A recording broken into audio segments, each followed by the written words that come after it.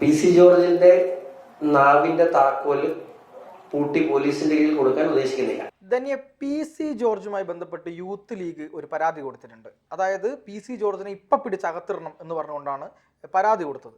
പക്ഷേ യൂത്ത് ലീഗിന്റെ PC ഊരുമെന്നുള്ള നിലയിലാണ് കാര്യങ്ങൾ പോയിക്കൊണ്ടിരിക്കുന്നത്. ഇവർ വിചാരിച്ച പോലെ കാര്യങ്ങളൊന്നും നീങ്ങുന്നില്ല. പോലീസ് പറഞ്ഞു പെട്ടെന്ന് കേസെടുക്കാൻ പറ്റത്തില്ല, നോക്കട്ടെ, ഇനിയും നാറാൻ ഞങ്ങൾക്ക് വയ്യ എന്നാണ് ഇപ്പൊ പോലീസ് പറഞ്ഞിരിക്കുന്നത്. എന്തൊക്കെയാണ് യൂത്ത് ലീഗ് ഇങ്ങനെ പോവുകയാണെങ്കിൽ വീണ്ടും വീണ്ടും നാണം കെടാൻ ലീഗിന്റെ ജീവിതം പിന്നെയും ബാക്കി എന്ന് പറയുന്ന പോലെ ആവുമോ? ഭർത്താവ് യൂത്ത് ലീഗ് മാത്രമല്ല, ഈ നമ്മളിപ്പോൾ ചാനലുകളിൽ കുറേ മാധ്യമ പ്രവർത്തകർ ഇതും പറഞ്ഞ് ഷൈൻ ചെയ്യാണ്. തെളിവ് എവിടെ നിന്നാണ് കിട്ടിയത്, ഇതിൻ്റെ കണക്ക് എവിടെയാണ് ഉള്ളത്, ആത്മരോഷം കൊള്ളുകയാണ്. ഒരു ലവ് ജിഹാദ് എന്നൊരു വാക്ക് കേട്ടപ്പോൾ ഇവിടുത്തെ മാധ്യമ സിംഗടികൾ സിംഗന്മാരും ഒക്കെ കിടന്ന് ഉറഞ്ഞു തുള്ളുകയാണ്. ലവ് ജിഹാദ് ഉണ്ടോ? ഇല്ല, PC വെറുതെ പറയുന്നതാണ്, അതിൻ്റെ കണക്ക് കൊണ്ടുവരൂ, നിങ്ങൾക്ക് എവിടെ നിന്നാണ് ഈ കണക്ക് കിട്ടിയത്, ആ കണക്ക് ഞങ്ങൾക്ക് പരിശോധിക്കണം, ഞങ്ങളാണല്ലോ ഇവിടുത്തെ ജഡ്ജിമാർ, ഞങ്ങൾ പരിശോധിച്ച് കൃത്യത വരുത്തിയതിന് ശേഷം മാത്രമേ ഞങ്ങൾ ഇതിൽ കാര്യങ്ങളിൽ നിലപാടെടുക്കൂ എന്നൊക്കെ പറഞ്ഞുകൊണ്ട് അങ്ങ് തകർത്ത് അങ്ങനെ ഇന്നലെ ഒരു മാധ്യമ സംഘടി കിടന്ന് അഴിഞ്ഞാടി അട്ടഹസിക്കുന്ന കണ്ടു. പിന്നെ PC പിന്നെ എന്തോ ചോദിച്ചപ്പോൾ PC പറയുന്നുണ്ട് നിങ്ങൾക്ക് കേൾക്കാൻ പറ്റാതെ എൻ്റെ കുഴപ്പമല്ലല്ലോ എന്നൊക്കെ. എന്തായാലും അതവിടെ നിൽക്കട്ടെ. ഇന്നലെ ഇതുമായി ബന്ധപ്പെട്ട് കാസ അവരുടെ ഫേസ്ബുക്കിൽ ഒരു പോസ്റ്റ് ഇട്ടിട്ടുണ്ട്. അതിങ്ങനെയാണ്: ലവ് ജിഹാദിൽ കേസുണ്ടോ എന്ന് ചോദിച്ചാൽ ഉണ്ടെന്ന് പറയാൻ ലവ് ജിഹാദ് എന്നത് ഒരു ക്രൈമായി ഇന്ത്യൻ പീനൽ കോഡിലോ ഭാരത് ന്യായ സംഹിതയിലോ ഉള്ളതല്ല. അതുകൊണ്ട് തന്നെ പാർലമെന്റിൽ ഇനിയും ബെന്നി ബെഹന്നാർമാർ എഴുന്നേറ്റ് നിന്ന് ചോദിച്ചാൽ ലവ് ജിഹാദിന്റെ പേരിൽ കേസില്ല എന്ന് മാത്രമേ ഉത്തരം കിട്ടൂ. അതേതെങ്കിലും ഒരു സംഘടനയുടെ മുദ്രാവാക്യമോ അല്ല എങ്കിൽ ബോർഡും വെച്ച് ഓഫീസായി പ്രവർത്തിക്കുന്ന ഒരു പരിപാടിയോ അല്ല. അതൊരു പ്രവൃത്തിയാണ്, അതൊരു ജിഹാദാണ്. ജിഹാദ് എന്ന വാക്കിന്റെ അർത്ഥം DGP നിരോധിക്കാൻ ആവശ്യപ്പെടുകയും സർക്കാർ അത് സംബന്ധിച്ച് പഠിക്കുവാനായി 2021 3 സമിതിയെ ഏൽപ്പിച്ചിരുന്ന ബുക്ക് ഓഫ് ജിഹാദിന്റെ വിജയത്തിന്റെ വാളിന്റെ തണലിൽ 1-ാമത്തെ അധ്യായത്തിൽ വളരെ വ്യക്തമായി രേഖപ്പെടുത്തിയിട്ടുണ്ട്. ലവ് ജിഹാദ് മുൻ വർഷത്തേക്കാൾ വർധന. പെൺകുട്ടികൾ മാത്രമല്ല വീട്ടമ്മമാരും കെണിയിൽപ്പെടുന്നു. ഓൺലൈൻ സംവിധാനങ്ങളും രജിസ്ട്രേഷൻ നോട്ടീസുകൾ വെബ്സൈറ്റുകളിൽ കൃത്യമായി അപ്ലോഡ് ചെയ്യാത്തതും മയക്കുമരുന്നും പ്രണയക്കണികൾ ഒരുക്കുന്നവർക്കും സഹായകരമാകുന്നു. ഇങ്ങനെയാണ് കാസയുടെ പോസ്റ്റ്. അതിനുശേഷം കാസ വീണ്ടും ഒരു പോസ്റ്റ് ഇട്ടിരിക്കുന്നു. ഇതിലെവിടെയാണ് വിവാദം? PC ജോർജ് എന്ന രാഷ്ട്രീയ നേതാവിന് സ്വന്തം സമുദായത്തിലെ കുട്ടികളുടെ ഒരു സ്വകാര്യ ബോധവൽക്കരണ ക്ലാസ്സിൽ സംസാരിച്ച് ഉപദേശം നൽകുവാൻ പാടില്ലെന്ന് പറയാൻ ഇത് മത മൗലികവാദികൾ കീഴ്പ്പെടുത്തിയ ബംഗ്ലാദേശോ? PC ജോർജിന് പിന്നിൽ ക്രൈസ്തവ ഹൈന്ദവ സമുദായങ്ങൾ അണിചേരുക. കേരളത്തിൽ ലവ് ജിഹാദ് വർദ്ധിക്കുന്നു. ക്രിസ്ത്യാനികൾ 24 വയസ്സിനകം പെൺകുട്ടികളെ കല്യാണം കഴിപ്പിക്കാൻ തയ്യാറാക്കണം. ഇതാണ് PC ജോർജ് വിവാദമായി നടത്തിയത്. ഇതില് ക്രിസ്ത്യാനികൾ ആരും രംഗത്ത് വന്നത് ഞാൻ കണ്ടില്ല. മുസ്ലിങ്ങളെ കുറിച്ച് PC ജോർജ് മോശമായി ഒന്നും പറഞ്ഞും കേട്ടില്ല. കാരണം മുസ്ലിങ്ങളെ കുറിച്ച് വളരെ മാന്യമായാണ് സംസാരിച്ചത്. മുസ്ലിം പെണ്ണുങ്ങൾ പിഴയ്ക്കുന്നില്ല എന്ന വാക്കാണ് ഉപയോഗിച്ചത്. അദ്ദേഹം മറ്റ് അർത്ഥത്തിലല്ല അത് ഉപയോഗിച്ചത്. കാരണം അവരൊക്കെ നല്ല രീതിയിൽ ജീവിക്കുന്നു, നന്നായി കല്യാണം കഴിച്ച് വിവാഹം കഴിച്ച് വിദ്യാഭ്യാസം നേടി നല്ല രീതിയിൽ പോകുന്നു എന്നാണ് പറഞ്ഞത്. ഇതിൽ യൂത്ത് ലീഗിന് എവിടെയാണ് തേഞ്ഞത് എന്നെനിക്ക് മനസ്സിലാകുന്നില്ല. അല്ല, അത് വളരെ പ്രധാനപ്പെട്ട ഒരു കാര്യമാണ്. ഞാനിതിലൊരു കാര്യം പറയാൻ ഉദ്ദേശിക്കുന്നത്, ഇപ്പം ജിഹാദ് എന്ന് പറയുന്നൊരു വാക്കുണ്ടല്ലോ. ഇപ്പോൾ ലവ് ജിഹാദ്, നർക്കോട്ടിക് ജിഹാദ് എന്നൊക്കെ പറഞ്ഞുള്ള വാക്കുകൾ ഉപയോഗിക്കാറുണ്ട്. ഇപ്പോൾ പാലാ ബിഷപ്പ് കല്ലറങ്ങാട്ട് പിതാവ് ഇത് പറഞ്ഞപ്പോൾ അദ്ദേഹത്തിനെതിരെ കേസെടുത്തു, അദ്ദേഹത്തിനെതിരെ വാളും കുലുക്കി വന്നു.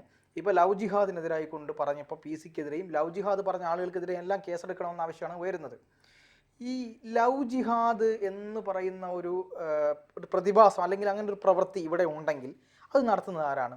നടത്തുന്നത് യഥാർത്ഥ മുസ്ലിം മതവിഭാഗത്തിൽപ്പെട്ട ആളുകളല്ല. മുസ്ലിം മതവിഭാഗത്തിലേക്ക് ഒരു പ്രത്യേക മതത്തിൽപ്പെട്ട ആളുകളെ കൊണ്ടുവരണമെന്ന് ഉദ്ദേശിച്ചുകൊണ്ട് മതപരിവർത്തന പ്രവർത്തനം നടത്തുന്ന, മത തീവ്രവാദ പ്രവർത്തനം നടത്തുന്ന, രാജ്യവിരുദ്ധ പ്രവർത്തനം നടത്തുന്ന ഈ PFI പോപ്പുലർ ഫ്രണ്ടും പോലുള്ള അല്ലെങ്കിൽ SDPIയുടെ നേതൃത്വത്തിലുള്ള ഏതെങ്കിലുമൊക്കെ സംഘടനകളോ അല്ലെങ്കിൽ അവരുടെ ഈ ചില പ്രത്യക്ഷത്തിലല്ലാതെ പ്രവർത്തിക്കുന്ന ചില സംഘടനകളുടെയും ഇപ്പം സത്യസരണിയിലൊക്കെ ഉണ്ടായ കാര്യം ധന്യ നേരത്തെ പറഞ്ഞില്ലേ, അതുപോലത്തെ ചില സ്ഥാപനങ്ങളൊക്കെയാണ് ഇത് നടത്തുന്നത്. ഇതിലെവിടെയാണ് മുസ്ലിങ്ങൾക്ക് പ്രശ്നം വരുന്നത്?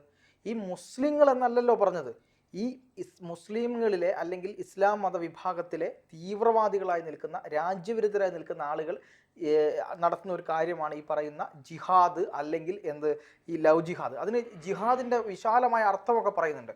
ഒരു സ്വന്തം ശരീരത്തെ പൂർണ്ണമായും സംരക്ഷിക്കുക, ഒരു തെറ്റും ചെയ്യാതിരിക്കുക, സ്നേഹത്തിൻ്റെ വാതിൽ തുറക്കുക, ഇതൊക്കെയാണ് ജിഹാദിൻ്റെ അർത്ഥം എന്നൊക്കെയാണ് പറയുന്നത്. നിങ്ങൾ അതവിടെ നിർത്തൂ. ഇവിടെ ഉദ്ദേശിക്കുന്ന ജിഹാദ് എന്ന് പറയുന്നത് ലവ് ജിഹാദ്, അതായത് ജിഹാദ് നടപ്പിലാക്കാൻ നിങ്ങൾക്ക് ഒരുപാട് മാർഗങ്ങളുണ്ട്. അത് പിന്നെ ഈ പറയുന്ന മുസ്ലിമിൻ്റെ അല്ലെങ്കിൽ ഇസ്ലാമിൻ്റെ ഏതെങ്കിലും മത നിയമമാണെങ്കിൽ അത് നിങ്ങൾ നിങ്ങളുടേതായ വഴി നടപ്പിലാക്കുക. പക്ഷെ മറ്റു മതങ്ങളിലെ ആളുകളെ പ്രേമിച്ച് കല്യാണം കഴിച്ച് അതിലേക്ക് എത്തിക്കുകയും അവരെ മതം മാറ്റുകയും ചെയ്യുന്ന രീതി അതൊരിക്കലും ശരിയല്ല എന്നുള്ളതാണ്. ഇതൊരു പ്രതിഭാസമായി നടക്കുമ്പോഴാണ് ഇതിനെ നമ്മളിങ്ങനെ വിളിക്കപ്പെടുന്നത്. നമ്മൾ നേരത്തെ ചർച്ച ചെയ്തു. ഇപ്പം പ്രധാനപ്പെട്ട ഒരു ചാനലിലെ അവതാരക അപർണ കുറുപ്പ് എന്ന് പറയുന്ന അവതാരക വളരെ രോക്ഷത്തോടു കൂടി ചോദിക്കുന്ന ഒരു ചോദ്യം കേട്ടു, എവിടെ തെളിവ് എന്ന് ചോദിക്കുന്നത് കേട്ടു. ഇപ്പം കാസ കൃത്യമായി പറഞ്ഞൊരു കാര്യമുണ്ട്, ഇതിന് തെളിവ് കൊടുക്കാൻ ലവ് ജിഹാദ് എന്ന പേരിൽ ഒരു റിപ്പോർട്ട് എഴുതാൻ കഴിയില്ല പോലീസിന് FIR എഴുതുമ്പോൾ ഒരു ലവ് ജിഹാദ് കേസാണ് എന്ന് പറഞ്ഞ FIR റിപ്പോർട്ട് എഴുതാൻ പറ്റുമോ? പക്ഷെ നിങ്ങൾ കേരളത്തിലെ പോലീസ് സ്റ്റേഷനുകളിൽ അന്വേഷിച്ച് കഴിഞ്ഞാൽ പരാതികൾ ലഭിച്ചതിൽ മതപരിവർത്തനം, പ്രേമിച്ച് മതം മാറ്റാൻ ശ്രമിച്ചു എന്ന കേസുണ്ടോ എന്ന് നിങ്ങൾ ആദ്യം പരിശോധിക്കുക.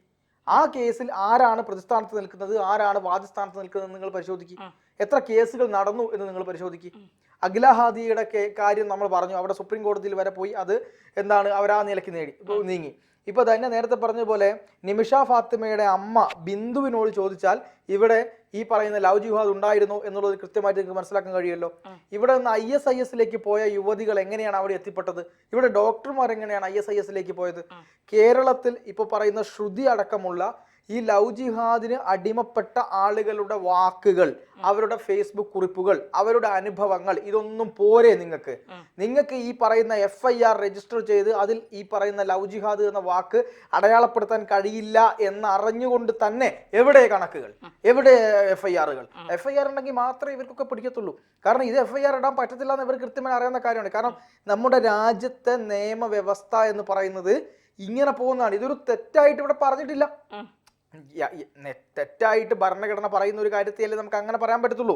ഇത് ലവ് ജിഹാദ് വിരുദ്ധ നിയമം എന്ന് പറഞ്ഞ നിയമം പാസ്സാക്കുകയാണെങ്കിൽ പോലീസിന് നാളെ മുതൽ മതപരിവർത്തന നിയമവുമായി ബന്ധപ്പെട്ട് ഈ ഒരു പെൺകുട്ടിയെ പ്രണയിച്ച്, ഒരു ആൺകുട്ടിയെ പ്രണയിച്ച് മതം മാറ്റത്തിന് നിർബന്ധിച്ചു എന്ന് പറയുന്നിടത്ത് ഈ പറയുന്ന ലവ് ജിഹാദ് എന്ന് അടയാളപ്പെടുത്താം. അതല്ലാത്ത കാലത്തോളം മതം മാറ്റാൻ ശ്രമിച്ചു പ്രണയത്തിലൂടെ എന്നല്ലേ പറയാൻ പറ്റത്തുള്ളൂ. ഈ ആർഷ വിദ്യാപീഠത്തിലെ കുട്ടികളോട് സംസാരിച്ചാൽ മനസ്സിലാവില്ലേ അതിപ്പോ സമ്മതിക്കില്ല. എന്താണ് അവർ അനുഭവിച്ചത്, എന്താണ് അവർക്ക് നേരിടേണ്ടി വന്നത്, അവരെങ്ങനെയാണ് അതിലേക്ക് എത്തിയത്. അതിലെ ആതിര എന്ന് പറയുന്ന ഒരു പെൺകുട്ടിയാണെന്ന് തോന്നുന്നു. ഈ ഇടയ്ക്ക് അത് സോഷ്യൽ മീഡിയയിൽ അവിടുത്തെ തന്നെ ഒരു പരിപാടിയിൽ പങ്കെടുത്തുകൊണ്ട് അത് പറയുന്നുണ്ട്. അത് രാത്രി നിസ്കരിക്കാനിരിക്കുമ്പോൾ അതിൻ്റെ അച്ഛൻ ടേബിളിലിരുന്ന് ഏങ്ങി കരയുന്നത് അത് പല തവണ കണ്ടിട്ടുണ്ട് എന്നുള്ളത്. അപ്പോഴൊന്നും അതിൻ്റെ മൈൻഡിൽ നിന്ന് ഈ ആളുകൾ കുത്തിവെച്ച ഈ വിഷം ഇറങ്ങിയിട്ടില്ല. അപ്പോൾ ഇതിങ്ങനെ ഇരിക്കുകയാണ്. അതിനുശേഷം അത് ഇറങ്ങിയപ്പോഴാണ് തൻ്റെ മാതാപിതാക്കൾ എന്തുമാത്രം തനിക്ക് വേണ്ടി ദുഃഖിച്ചു, തനിക്ക് വേണ്ടി യാതനകൾ സഹിച്ചു എന്ന് മനസ്സിലാക്കാൻ കഴിഞ്ഞത് എന്നുള്ളത്. എന്താണ് ഈ ലവ് ജിഹാദ് എന്ന് കേൾക്കുമ്പോൾ ഈ കുറേ മാധ്യമ പ്രവർത്തകർക്കും കുറേ ആളുകൾക്കും ഇങ്ങനെ ഒരു ചൊറിച്ചിലും ഒരു അസ്വസ്ഥതയും ഒരു ബുദ്ധിമുട്ടും ഉണ്ടാകുന്നത്? സത്യമായി പറയുന്നവരെ പിടിച്ച് ജയിലിലിടുന്ന രീതി നടക്കില്ല. ലവ് ജിഹാദ് ഒന്ന് കാര്യം, നാർക്കോട്ടിക് ജിഹാദ്, ലവ് ജിഹാദ് തുടങ്ങിയ കാര്യങ്ങളുണ്ട് എങ്കിൽ അത് കൃത്യമായി അന്വേഷിക്കണം. കേന്ദ്ര സർക്കാർ ഇതിൽ കൃത്യമായി ഇടപെടൽ നടത്തണമെന്നാണ് പറയുന്നത്.